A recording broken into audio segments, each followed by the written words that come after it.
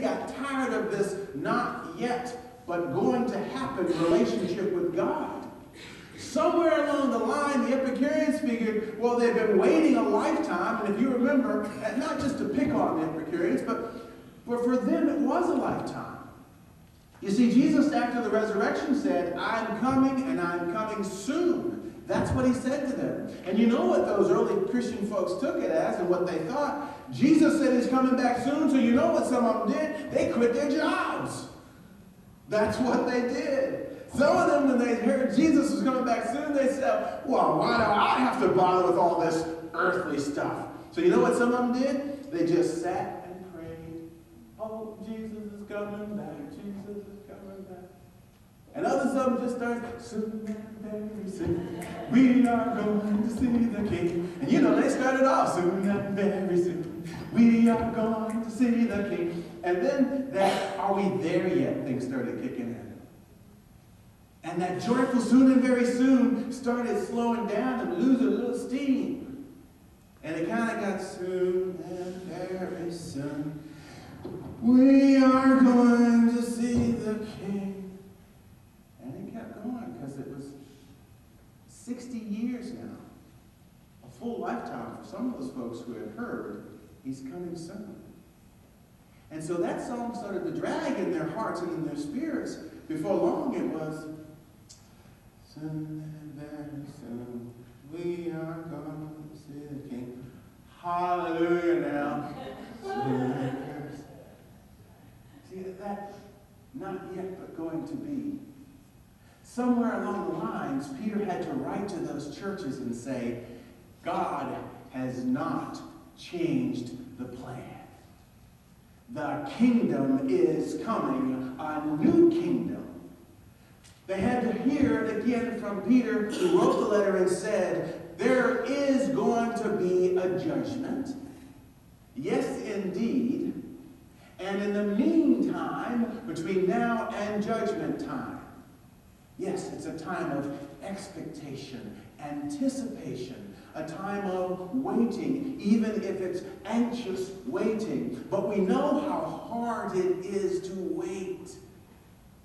Because we're very much, even if we're adults, are like those kids in the back seat saying, are we there yet? Yeah, I've been there. I had one of those, are we there yet? Is it time experiences? I'll tell you about it. You see, in the United Methodist Church, if you want to be ordained, and if you want to be trusted to lead the congregation as a spiritual leader, it's about an 8 to 10 year process. And in that 8 to 10 year process, somewhere near the end, you have an examination after you've written 50 or 60 pages worth of what do I believe, what do I know about the church, the history of the church, the Christian church, the this, and that, and all the stuff. And after you've written those papers and you go and you sit down before 6 or 7 different committees, 5 people on each one, who then do the Great Inquisition. And you answer the questions that they ask you in all areas of church and personal and everything. And so I went to Blackstone, Virginia. I had my interviews. It took all day, but I answered the questions to the best of my ability. And at the end of the day, someone said, well, you'll hear from us. We'll be in touch.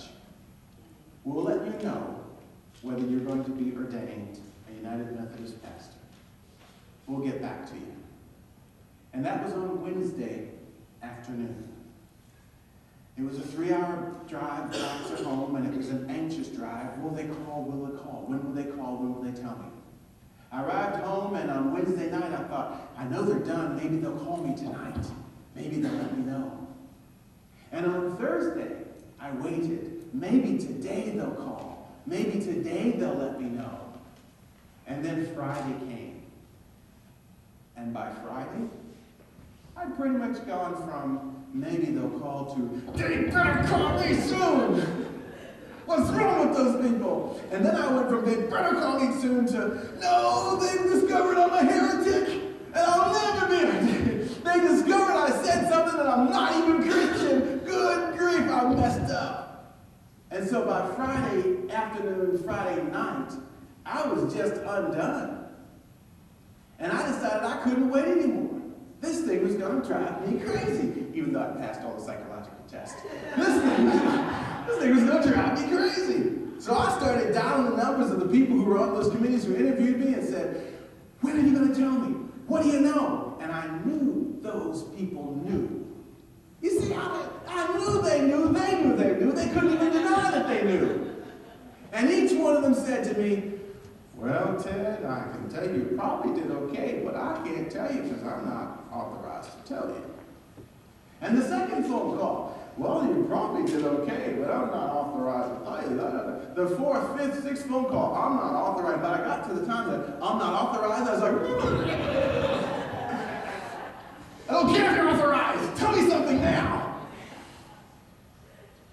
You see, 2 Peter's got a pretty good point here, doesn't he? Say, God is patient.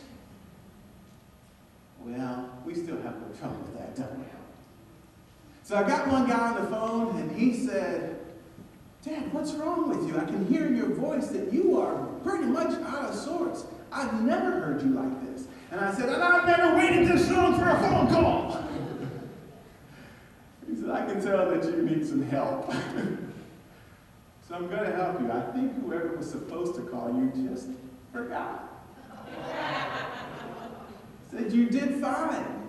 In fact, you did great. You're going to be ordained. Oh, what a relief. And then I hung up from talking to him, and the phone rings, and it's a person saying, oh, Ted, I meant to call you. I'm sorry, I forgot. I just got on other things. The Epicureans figured it's been 60 years now. Our Father told us Christ was coming back, and he died, and we're waiting. We're waiting. And you know that real interesting thing, because God's waiting too.